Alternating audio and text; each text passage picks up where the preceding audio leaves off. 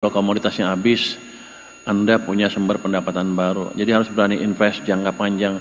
Uangnya jangan dianggurin, kalau punya uang banyak, mulailah invest di industri dan lain-lain. Utamanya di sumber daya manusia di daerah itu. Sulawesi tumbuh paling tinggi ditopang hilirisasi industri. Dan ini bukti nyata bahwa strategi nilai tambah di daerah memang berhasil. Tinggal dijaga supaya pertumbuhannya berkelanjutan. Sulawesi ini udah puluhan tahun tumbuhnya di atas 7% terus. Jadi ini harus ditiru oleh daerah-daerah lain. Maluku, Papua, dan Bali Nusa Tenggara juga mulai bangkit, masing-masing dari industri pengolahan dan pariwisata. Tapi ingin saya tekankan, berbagai risiko harus tetap diantisipasi. Berbagai risiko harus tetap diantisipasi. Karena itu, Pemda perlu terus menstimulasi perekonomian di daerahnya lewat belanja yang cepat, tepat, dan produktif. Next.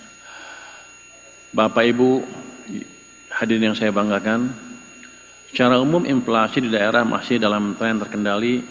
Dari 38 provinsi, 37 diantaranya mencatat inflasi positif. Hanya Maluku Utara yang mengalami sedikit deflasi.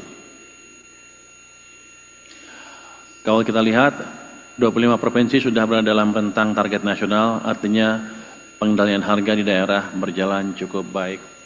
Saya ingin cerita sedikit kenapa inflasi itu penting. Yang pertama, inflasi itu bisa menjaga stabilitas sosial politik. Jadi salah satu rahasia kenapa Pak Harto bisa bertahan 32 tahun adalah beliau bisa menjaga stabilitas harga beras utamanya. Yang lain akan ikut harga beras. Jadi inflasi ini amat penting sekali juga untuk meningkatkan popularitas pemimpin daerah. Kalau di daerahnya harganya nggak terkendali, pasti nanti ke depannya kalau ada pemilu nggak kepilih lagi. Kalau bapak-bapak ibu bisa mengendalikan harga di daerah, hampir pasti bisa kepilih lagi tanpa embel-embel yang lain ya.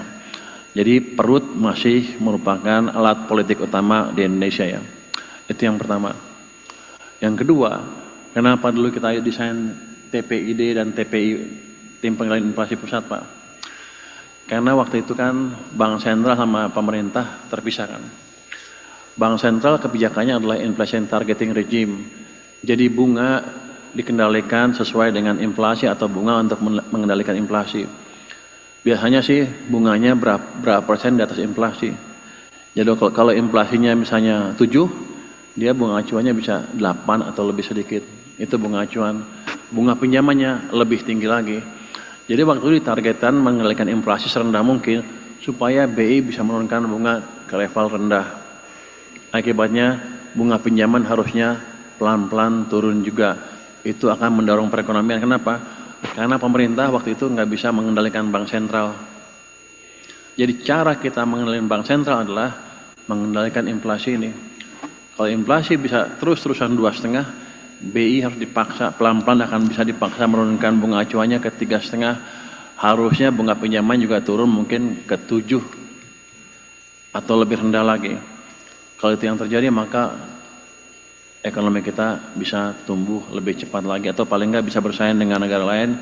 Karena di Malaysia bunga pinjaman paling 5%. Kalau di sini ketinggian ya perusahaan kita kalah bersaing. Jadi di sinilah pentingnya pengendalian inflasi. Selain tadi harga, perut dan lain-lain, tapi kita ingin meningkatkan daya saing ekonomi kita dibanding dengan ekonomi negara-negara tetangga kita. Jadi TPID itu seperti nggak penting, tapi sebenarnya amat penting sekali. Keterjangkauan harga di berbagai wilayah juga membaik karena pasokan lancar dan distribusi antar daerah semakin efisien. Kerjasama perdagangan antar daerah terbukti jadi faktor penting. Daerah yang aktif membangun jaringan pasokan lintas wilayah, inflasinya jauh lebih stabil. Tapi kita tidak boleh lengah. Tekanan harga pangan dan energi bisa datang kapan saja, terutama menjelang akhir tahun atau musim tanam baru. Karena itu, sinergi antara TPIP dan TPID harus terus diperkuat.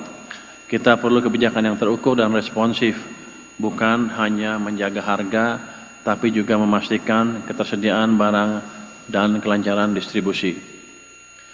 Jadi tugas kita sekarang bukan hanya menahan inflasi tetap rendah, tetapi juga menjaga stabilitas harga dan pasokan secara berkelanjutan.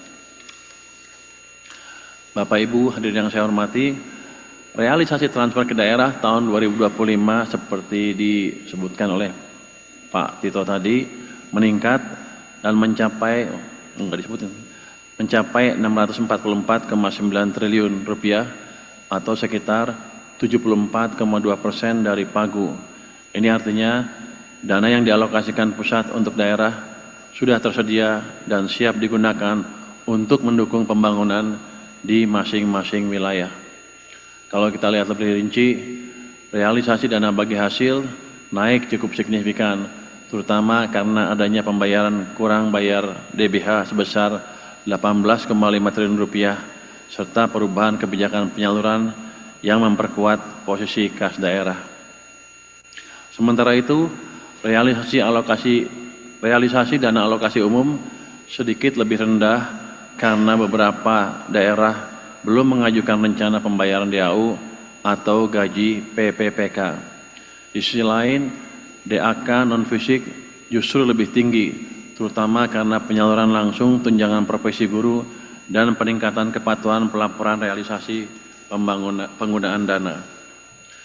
Jadi pesan saya yang sederhana adalah dananya sudah ada, segera gunakan, jangan tunggu akhir tahun, gunakan untuk pembangunan yang produktif dan bermanfaat langsung bagi masyarakat. Next. Kalau kita lihat realisasi pendapatan asli daerah atau PAD mengalami kontraksi sebesar 10,86% dibanding tahun lalu. Total PAD tercatat 253,36 triliun rupiah, turun dari 284,22 triliun rupiah pada periode yang sama tahun 2024. Penurunan terbesar ada di pajak daerah yang turun sekitar 10,24%, terutama karena kebijakan penghapusan bea balik nama kendaraan bermotor untuk penyerahan kendaraan kedua dan seterusnya. Retribusi daerah justru naik 4,6%, antara lain karena kenaikan retribusi layanan kesehatan, dan ini langkah baik, artinya sektor jasa publik masih bergerak. Tapi di sisi lain, pengelolaan kekayaan daerah yang dipisahkan turun hampir 9% karena dividen BUMD berkurang dan lain-lain. PAD yang sah juga turun tajam lebih dari 30% akibat perubahan pencatatan pendapatan BLUD menjadi retribusi. Kalau mau PAD naik, aktivitas ekonomi daerah harus digerakkan. Dorong sektor produktif, permudah izin, hidupkan UMKM, dan pastikan pelayanan publik benar-benar efisien. Bapak dan Ibu yang saya banggakan, realisasi belanja APBD sampai September 2025 baru mencapai 712,8 triliun rupiah atau sekitar 51,3% dari pagu 1.389 triliun rupiah. Angka ini lebih rendah 13,1% dibanding periode yang sama tahun lalu. Artinya perputaran ekonomi daerah berjalan lebih lambat.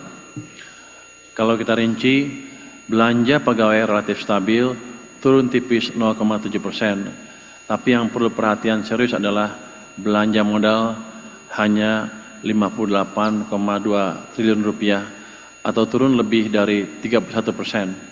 Padahal ini belanja yang langsung berdampak ke pembangunan dan lapangan kerja. Belanja barang dan jasa juga turun 10,5% dan belanja lainnya anjlok 27,5%. Jadi memang terlihat ada perlambatan eksekusi di banyak pos.